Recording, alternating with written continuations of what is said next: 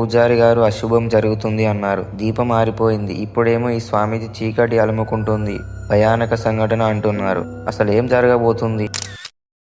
ఇదంతా ఏదో విచిత్రంగా ఉంది అని ఆలోచిస్తూ తన ఇంటికి చేరుకుంది. ఆలోచనల సంఘర్షణతోనే రోజంతా గడిచిపోయింది. సాయంత్రం అయింది. సిరి శ్రావ్య ఇంటికి వెళ్ళడానికి సిద్ధమవుతోంది.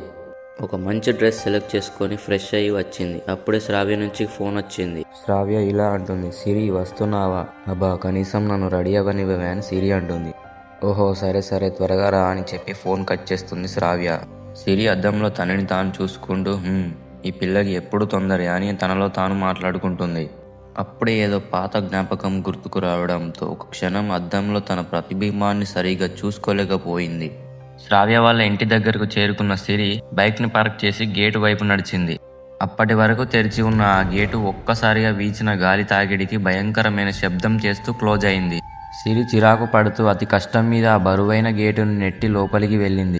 గాలి చాలా బలంగా వీస్తోంది. ఆ గాలికి తన జుట్టు చెదిరి కళ్ళకు అడ్డంగా పడుతోంది. గేటు దాటుకొని ముందుకు సాగుతున్న సిరి తన మనసులో ఇలా అనుకుంది, ఏంటిది, నన్ను రమ్మని పిలిచి ఇప్పుడు డోర్ క్లోజ్ చేసి ఉంచింది, కనీసం బయట లైట్ కూడా ఆన్ చేయలేదు అని అనుకొని చిరాకుగా మెయిన్ డోర్ దగ్గరికి వెళ్లి తలుపును చేత్తో కొడుతూ శ్రావ్య శ్రావ్య అని 3-4 సార్లు పిలిచింది. లోపల నుండి ఎలాంటి ఉలుకు పలుకు లేదు. విసుగ్గా ఒకసారి వెనక్కు తిరిగి చూసి మళ్ళీ తలుపు వైపు తిరిగింది. కానీ ఈసారి తన కళ్ళ ముందు కనిపించిన ఆ భయానక దృశ్యాన్ని చూసి సిరి గుండె ఆగిపోయినంత పని అయింది. షాక్తో గట్టిగా అరవబోయింది, కానీ గొంతు పెగలలేదు. అసలు సిరి దేన్ని చూసి భయపడింది? శ్రావ్య ఎక్కడికి వెళ్ళింది? అసలు తను చూసింది శ్రావ్య ఆత్మనా లేదా తన భ్రమనా? ఇదంతా తెలుసుకోవాలంటే పార్ట్ 3 కోసం మన ఛానల్ని సబ్స్క్రైబ్ చేసుకొని పక్కనే ఉన్న బెల్ ఐకాన్ని ఆన్ చేసుకో.